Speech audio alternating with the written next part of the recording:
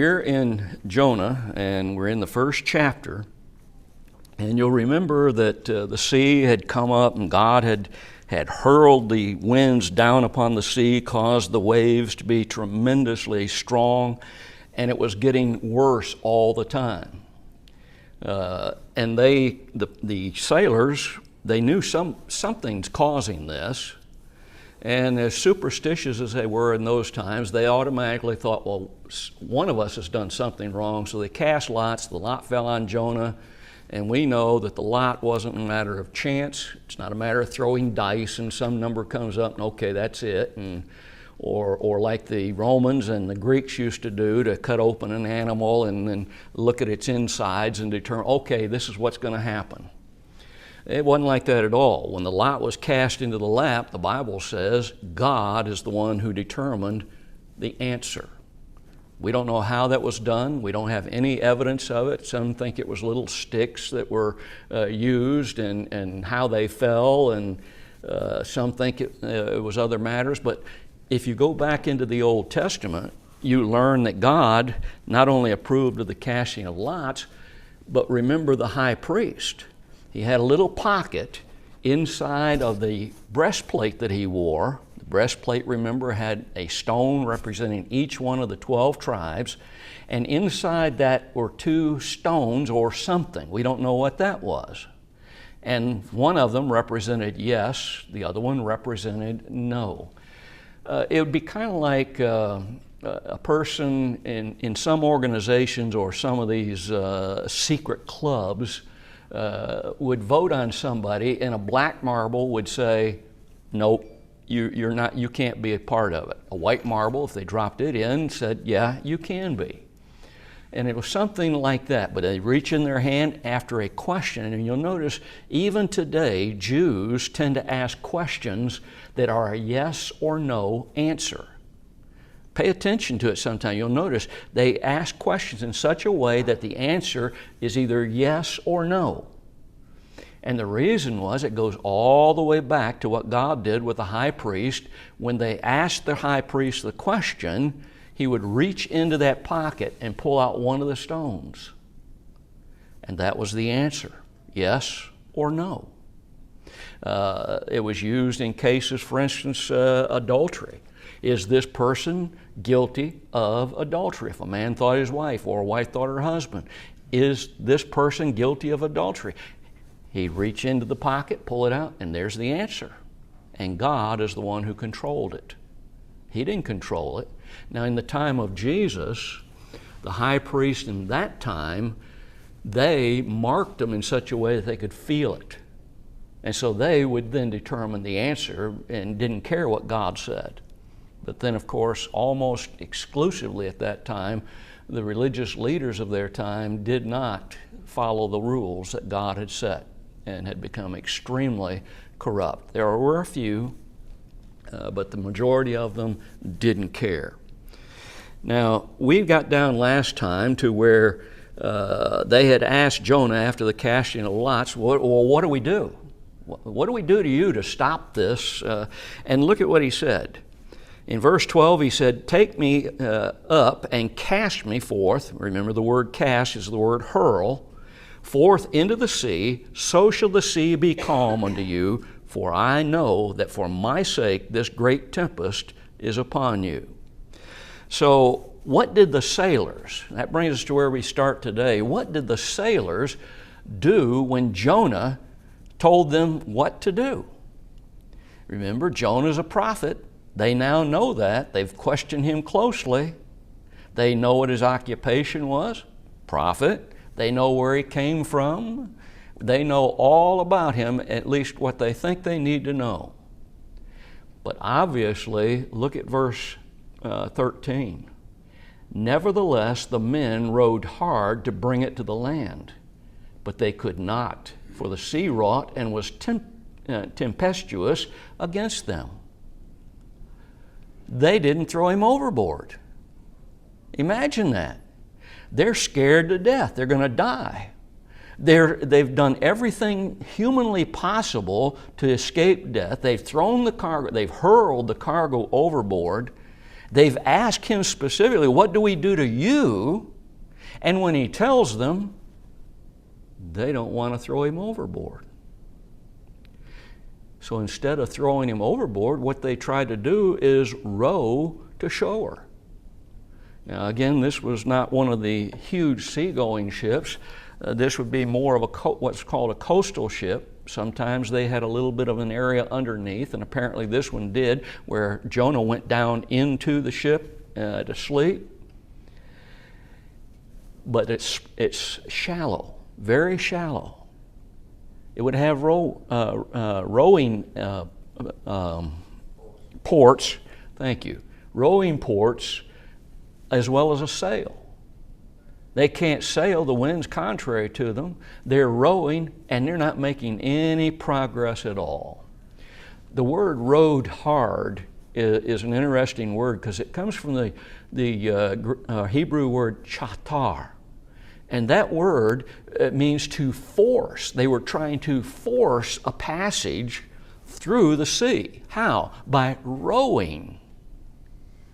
But they couldn't do it. It's interesting, Brown, Driver, and Brown also said that original word also carries the idea of to dig. And you think about it, when you're rowing a boat, what do? You dig your oar into the water and you pull. And so when you see they're trying to force a passage, how? By digging in the water with their oars to make it go forward. But they're not making any headway. Does this remind you of something you see in the New Testament? How about in Matthew chapter 14 and verse 24 beginning? But the ship was now in the midst of the sea. What's going on here? Jesus is asleep. Or rather, no, this is the other one. This is the one where he was walking to them on water. And he's walking toward them. There's a storm going on. They're not making any headway. They can't row. It won't get them anywhere. The storm is stopping them from moving. Notice it says the ship was now in the midst of the sea, tossed with waves, for the wind was contrary. And in the fourth watch of the night, Jesus went unto them walking on the water. All right, Bob. As you well know, I'm a well-noted preacher. I got to have my notes because I can't remember anymore. But what did the sailors do then? Consider what many people do today with regard to the gospel. They hear it and they think, okay, I need to be saved from my sins, if they feel that way, but they don't obey. They ignore the words. Isn't that what they did with Jonah? What do we need? We know that some God in their thinking, some God is causing this, and now we know it's you, and now we know who the God of heaven is, the only God of heaven. What do? Throw me overboard. And they ignore the warning. What do we need to do to stop this storm? Throw me overboard. But notice they ignore what he said. They ignored the means of their salvation because they understand the storm is growing greater, and if it keeps on, they're going to die. And that's the same thing that many do today. We can try to warn them of an eternal destiny. We can try to warn them if they continue to refuse to follow God, to listen to His Word, they're going to be lost. And they yet ignore it, even though things may be getting worse and worse in their lives. Some try to find religion in a place where they cannot find true religion. They get the idea somehow that, I can seek salvation because I want to find salvation, because I feel like I found a place, that these people are religious. but they're doing it not God's way, but someone else's way. That is denominationalism. And some tend to fight the remedy, at least for a while, like these sailors did. For a while, they tried to fight the remedy. What's the remedy? Throw me overboard. Throw me to my death, in other words, and the winds are going to stop. The storm will stop. But when it finally dawned on them, we can't stop, and it's getting worse. Then they threw him overboard. They finally submitted to God's will. Well, what did the sailors do when they realized that they could not save themselves no matter what they did? And that none of their gods that they tended to worship, their false gods, they couldn't save them. Why, they couldn't even move themselves. Couldn't interfere in the affairs of human beings. Notice they prayed to Jehovah. Wherefore they cried, verse 14, unto the Lord, Jehovah, and said, we beseech thee, O Jehovah, we beseech thee. We're begging you. Jehovah, listen to us. They're pleading with him. How many times have you noticed in the book of Psalms that David, in the Psalms, will beseech God, beg him in so many different ways? By the way, just as a note of interest, if you're talking about only one of the Psalms, it is a psalm. It's not Psalms. It's wrong to refer to it as Psalms 1 and verse 1. It's a psalm. And the book of Psalms is made up of many psalms, but each one individually is like a chapter. Like we would say chapter 1, chapter 2 of, say, 2 Timothy. But look at what he says. They cried, O Jehovah, we beseech you, we beg you, we plead with you. Let us not perish for this man's life, and lay not upon us innocent blood. Look at what they're saying here. It's very interesting. For thou, O Jehovah, hast done as it pleased thee. They pleaded for their lives. They pleaded that God would not hold them guilty of murdering an innocent man. Innocent blood? Don't hold us accountable. Well, why? Because they've determined they're going to throw Jonah overboard. And what do they expect? Jonah's going to drown. He's going to die in this flood. So what did they do? They finally decided we're going to obey the message that God has given to us through Jonah to hurl him overboard. And they took up Jonah and they hurled him forth into the sea. The sea ceased from her raging. That's the result. And notice, it's immediate. The term ceased comes from an original word that shows this didn't just gradually go away, just like when Jesus calmed the sea for his disciples, it happened just like that. It's over. It's done. The storm's gone. The sea has calmed down. There's no more danger. This would have been another thing which would have encouraged them to understand and to think about, this is God. He's doing it. Consider another result from their experiencing everything that had taken place in this encounter, everything that they had deduced so far. The text says, then the men feared Jehovah exceedingly. And they offered sacrifice unto Jehovah, and they made vows. So there are three things that are mentioned here because of the events that had taken place, their understanding of what had gone on. They're throwing Jonah overboard. The storm ceases immediately, and they know he really was the representative of God. God spoke through Jonah. And the first thing is it caused them to fear Jehovah. The Hebrew word here is yareh. And yareh means to fear, morally to revere. Brown Driver and Brown made the observation that it means to fear, to revere, to be afraid. So the word carries the idea of being afraid. For instance, if somebody were to walk in this building and brandish a pistol or something, we might think, uh-oh, and it might cause us a little fear. It can mean that.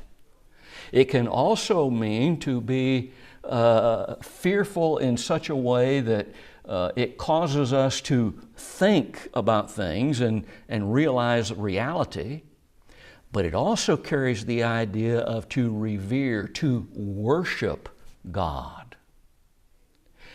These sailors, because of all that they've seen, all that they've heard, they now are worshiping God. And how do they show that they've had a change of thinking? That this is the God. This is the one that we should worship. They offered sacrifices to Him. Isn't that what the text says? Notice they didn't offer sacrifices to their gods as they has previously talked about it. We're in the book of Jonah, by the way, first chapter. They didn't offer it to their gods as they had first talked about it in the first part of the chapter. Now they're talking about it. These are not our gods, Jehovah. Oh, and then look what they did. Now they made vows to Jehovah. You ever thought about it? You ever wonder, what did they make vows about? I would dare say they probably, at least some of them, probably made vows to serve Jehovah. Quit serving their gods who couldn't save them from this storm in the first place. Wouldn't you imagine they'd probably do something like that? We're not told exactly what their vows were, but I'm just saying, from a human standpoint, if we'd gone through all that they had, if we put ourselves in their places, wouldn't I be thanking Jehovah for saving us? Wouldn't we give up our false gods? Wouldn't we maybe vow that we're going to live a righteous life according to Jehovah's instructions? Look at verse 17. Now the Lord had prepared a great fish to swallow up Jonah. And Jonah was in the belly of the fish 3 days and 3 nights. A great fish. That's what it was. The Hebrew word for fish here is dagdag. It's the same word in the Greek that is used in Matthew chapter 12 and verse 40. But notice how it's translated there. For as Jonah was 3 days and 3 nights in the whale's belly, the word whales there is the Greek word that mirrors the word dagdag. What does dagdag mean? Fish or sea monster. That's the translation of the word dagdag. The Greek word here for whale is ketos, and it means exactly the same thing as the word dagdag means in the Hebrew, a fish, without any designation as to what kind of fish it is or a sea monster. If you go back and look at mythology, you'll see people drawing or saying these dragons, and they make a picture of it, and they got kind of a little snake serpent in the ocean and all this stuff. That's not what it's talking about. The specific word, and there is a specific word that is translated whale in the Hebrew language. Tanyin. That word is exclusively whale. Again, that's not the word that's used in our Hebrew text here. It's dagdag, a fish or a serpent. sea monster. The word for prepared is an interesting word too. It comes from the word manna.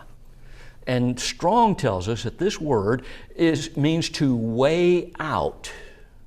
And by implication, it means to allot or constitute. What do you do when you constitute something? You mix, say, chemicals together, and you mix them, and it ends up something that you didn't have before.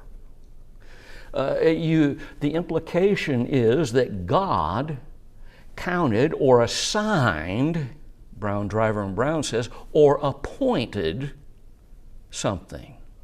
He appointed a fish. God assigned a great fish to be here at this specific place at this specific time. Did God create a fish or a sea monster specifically for the purpose of swallowing Jonah? Yes. And since the word cannot be described, I'll just tell you my fantasy. My fantasy is, if a bluegill could be a saltwater fish, it was a bluegill that God made big enough to swallow Jonah.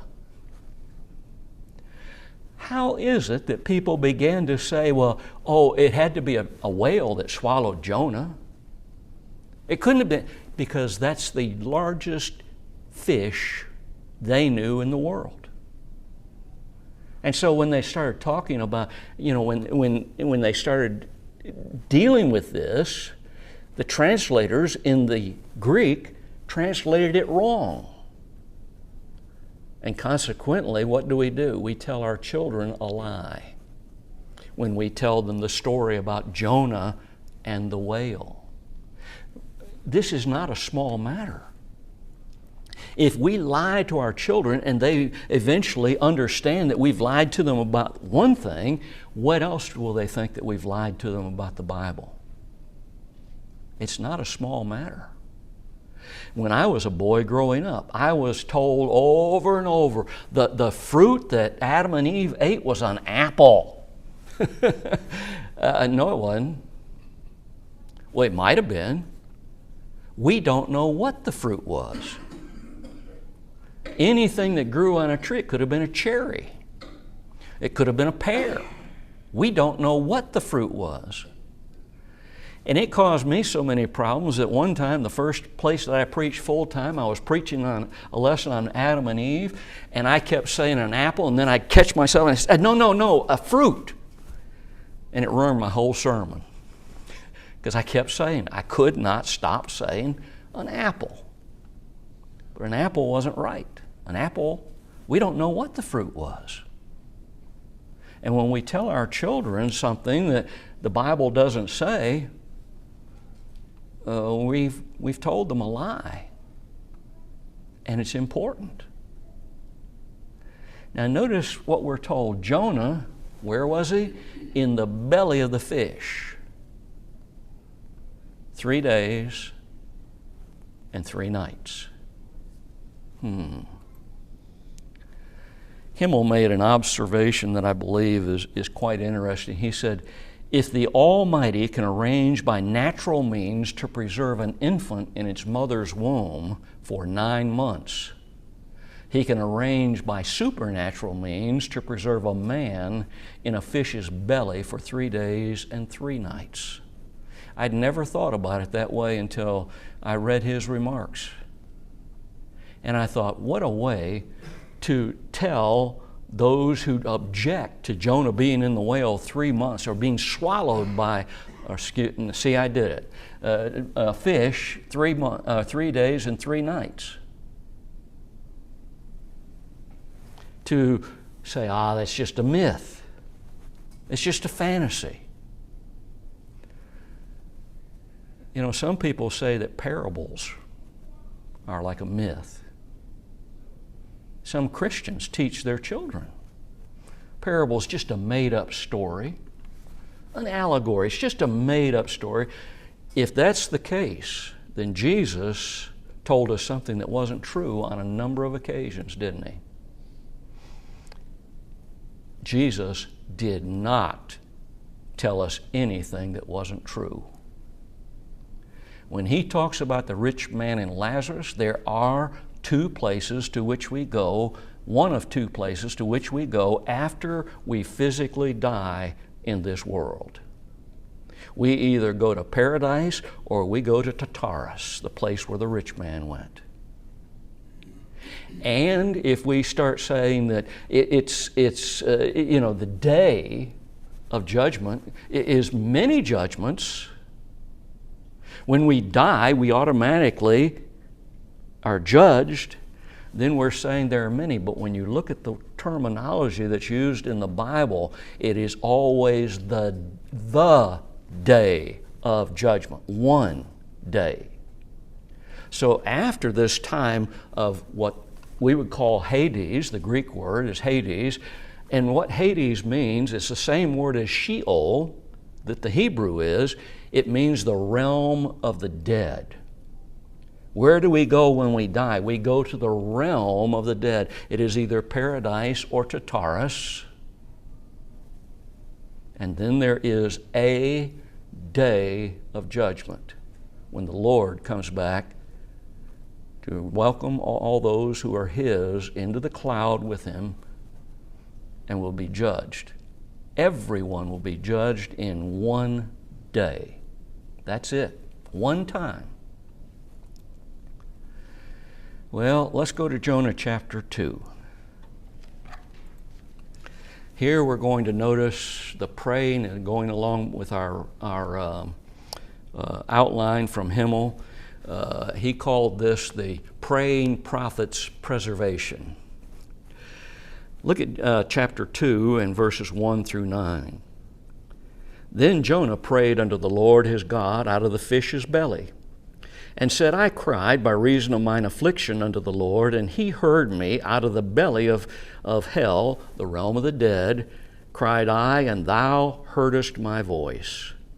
For Thou hast cast me into the deep, into the midst of the seas, and the floods compassed me about, all Thy billows and Thy waves passed over me.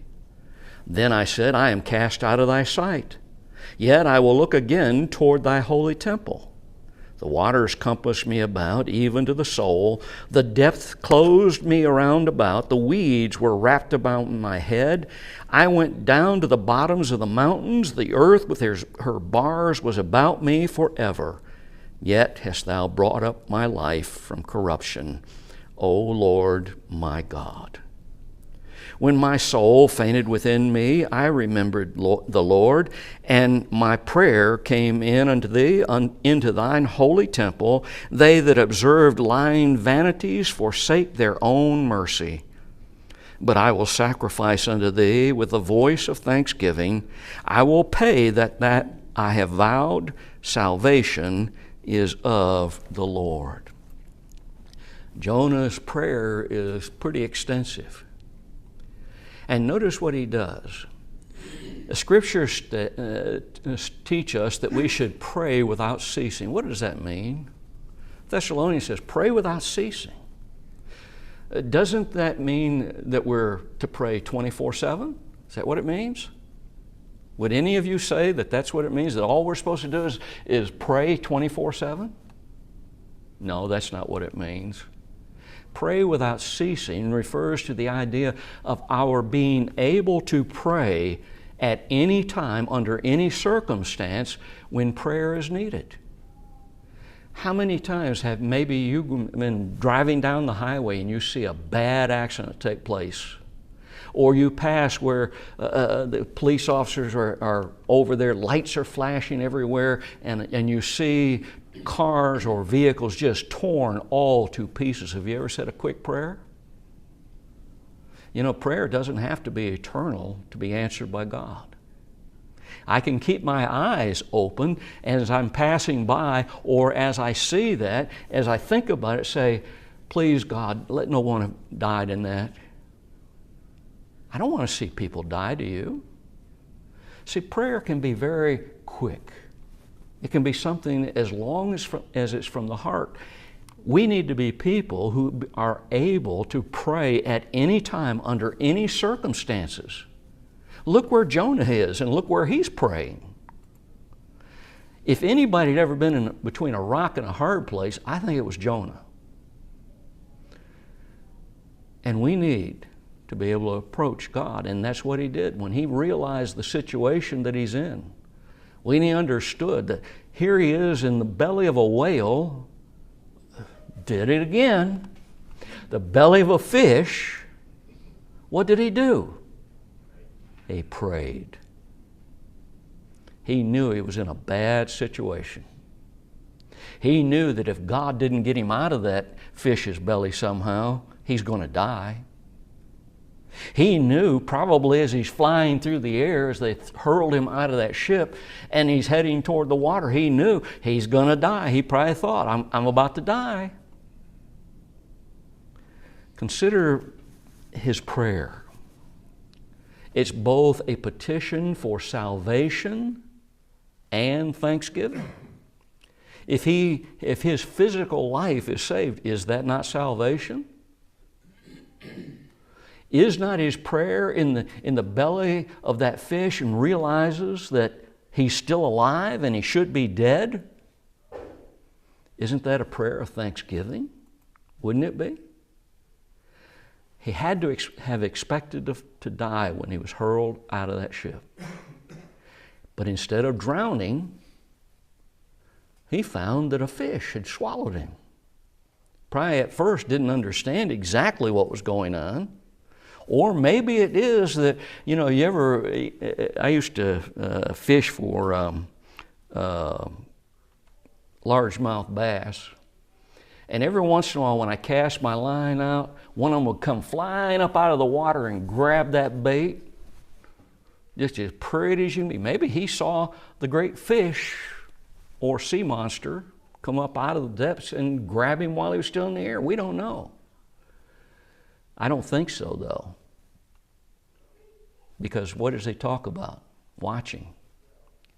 He prayed unto Jehovah. Now notice a little word in that. In the King James it says, prayed unto the Jehovah. The only one. The only God. His God. Out of the fish's belly. Again, the word Lord is that proper name of God. It's the self-existent one, the eternal one, the self-existing deity, the only deity. Look at Exodus chapter 3 and verse 13 for a moment.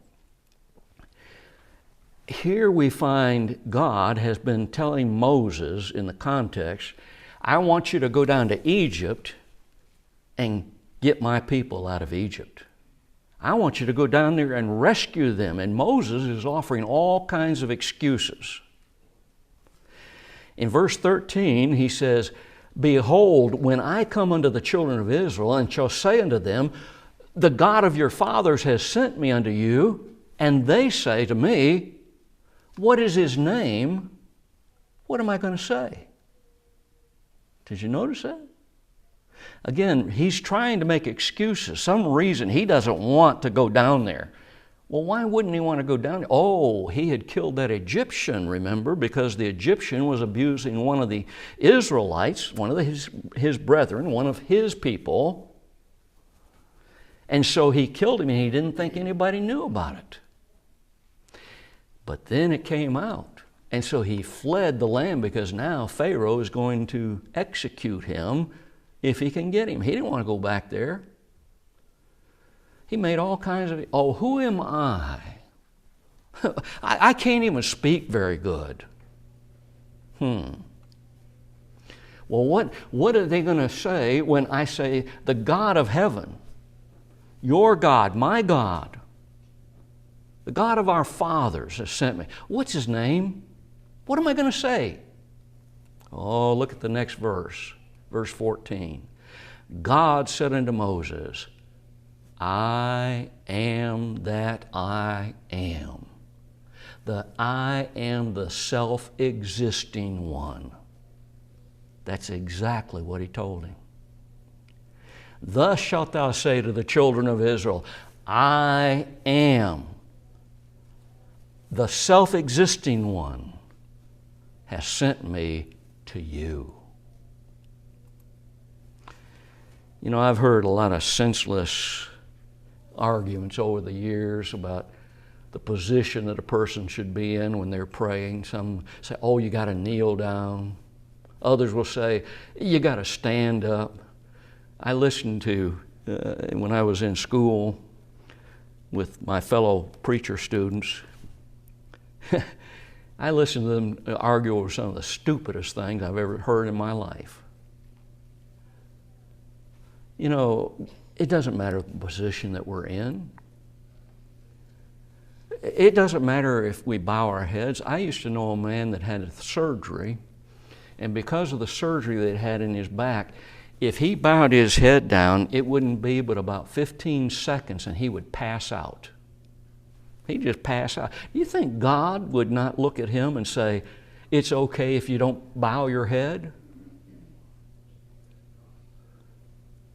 What difference does it make if we're kneeling and bowing our head? What difference does it make if we're kneeling and looking up toward heaven?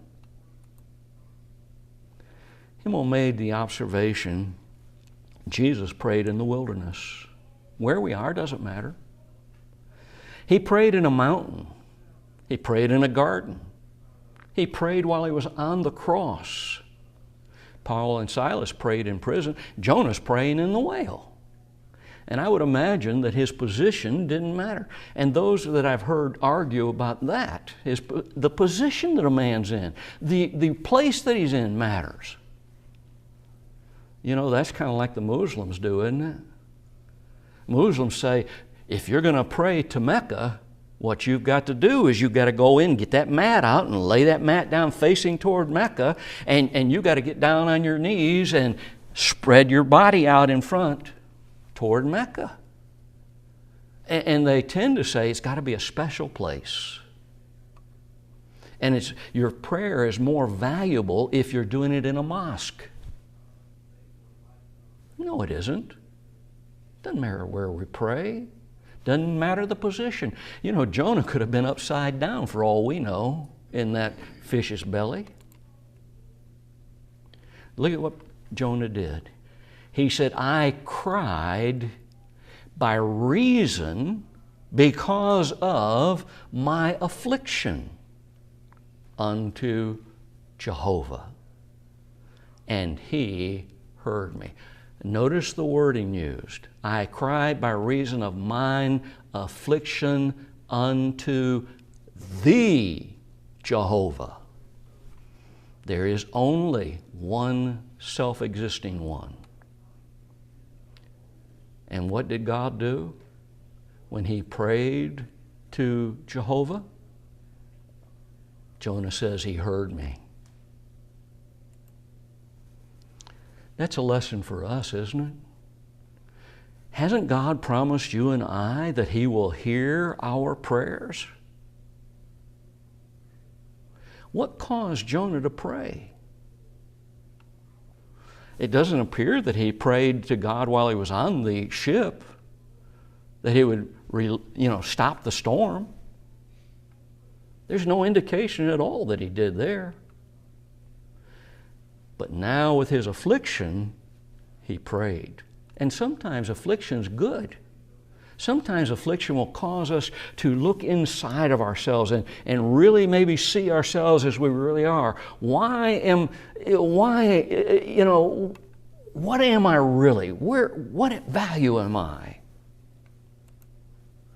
He surely understood that if he remained in the ship's or in the fish's belly, he's going to die if God doesn't intervene. So he's asking God to intervene. How could Jonah expect his prayer to be heard, though? Think about this. He was in the midst of rebellion against God. He refused to go to Nineveh to give these people a message of salvation. Their lives wouldn't be taken if, And he knew the God that he served. He knew that if he went and he told them that message, if they repented, he knew God would take away the proposed punishment. He knew. He's in the midst of rebellion. What did he do? Instead of going east toward Nineveh, northeast, he went west. He got on a ship. He purposed to go to Tarsus, wherever that was. I personally think it was Spain. He's in the midst of rebellion to God. It seems to me, I remember in Proverbs chapter 28 and verse 9, that the Bible tells us that he that turneth away his ear from hearing the law, what had God given him? A commandment, a law, go to Nineveh and give them my message. Oh, the rest of the verse says, even his prayer shall be an abomination. Uh-oh. Oh, you see, that should give us some hope, shouldn't it? We're not perfect individuals, and neither was Jonah. He was God's mouthpiece. God told him directly what to tell people. But he wasn't perfect. Let me ask you a question. Could Judas Iscariot, could he have been forgiven? Sure. He could have been forgiven. Was what Peter did in denying Jesus 3 times while he was on trial, was he forgiven? And was what he did any worse than what Judas Iscariot did? Sin is sin. A violation of God's law is a violation of God's law. It doesn't matter what it is. And God doesn't look at it like you and I do. We human beings, we tend to classify sins. Oh, well, this sin's a whole lot worse than that sin, and that sin, it's a whole lot worse than that one, and sin's sin. He had previously shunned God's word. He previously was in rebellion to God. But now that troubles come upon him, now that his physical life was in danger, and thus also his soul, he said, I need to turn back to God. That's what he did. He wasn't perfect. You and I aren't perfect. We sin from time to time, and any man that says he doesn't is a fool. He sinned by saying that. He accepted responsibility for his actions. Didn't he tell them on the ship, this has all happened because of me? He's obviously repented. He's had a change of mind about his course of action. That's what repentance is, change of mind. And if he could, he would change his action. And God's going to give him the opportunity to do just that. He's now willing to listen and obey God's message. Before he wasn't. And when he was willing to change his mind, and I'll do what you want me to do now, God had the whale spit him out on the dry land. The Lord is far from the wicked, Proverbs 15:29, but he heareth the prayer of the righteous. Jonah had been wicked, but he changed his attitude and his mind to the mind and attitude of a righteous man. He prayed to God. Well, let's come back, and next week we're going to notice start at verse 3, for thou hast cast me into the deep.